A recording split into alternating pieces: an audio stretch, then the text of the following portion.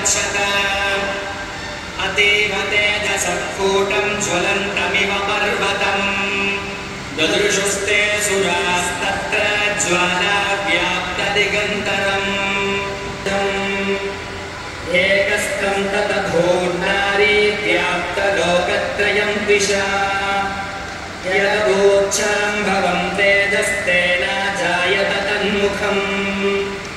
याम्येन च भवन् केशभागवो विष्णुतेजसा सौम्येन स्तनयोर्युग्मं मध्यं चैन्द्रेण च भवते वारुणेन च जङ्घोरुनिदम्बस्तेजसा भुवः ब्रह्मणस्तेजसा पादौ तदङ्गुल्योऽर्कतेजसा वसूनां च कराङ्गुल्यः कौबेरेण च नासिका तस्यास्तु दन्ताः सम्भूताः प्राजापत्येन तेजसा नयनकृतयं जज्ञे तथा पादकतेजसा भ्रूः च सन्ध्ययोस्तेजश्रवणावनिलस्य च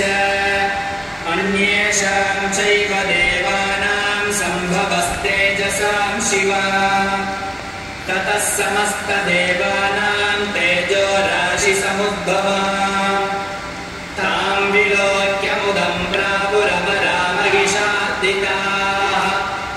शूलं शूलाद्विनिष्कृष्य ददौ तस्यै पिनाकधृक् चक्रं च दत्तवान् कृष्णः समुत्पाद्य स्वचक्रतः शङ्खं च वरुणः शक्तिं ददौ तस्यै हुताशनः मारुतो दत्तवान् चापं बाणपूर्णे तथेषुधी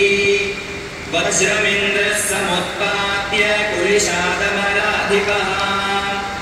ददौ तस्यै सहस्राक्षो गण्डामय्यावताग्रजात् कालदण्डाद्यमोदण्डं पाशं चाम्बपतिर्ददौ प्रजापतिश्चाक्षपालां ददौ ब्रह्माकमण्डलम् समस्तरोमकूपेषु निजरश्मीन् दिवाकरः कालश्च दत्तवान् खड्गं तस्याश्चर्म च निर्मलम् क्षीरोदश्चामलं हारम् अजरे च तथाम्बरे चूडामणिं तथा दिव्यं कुण्डले कटकानि च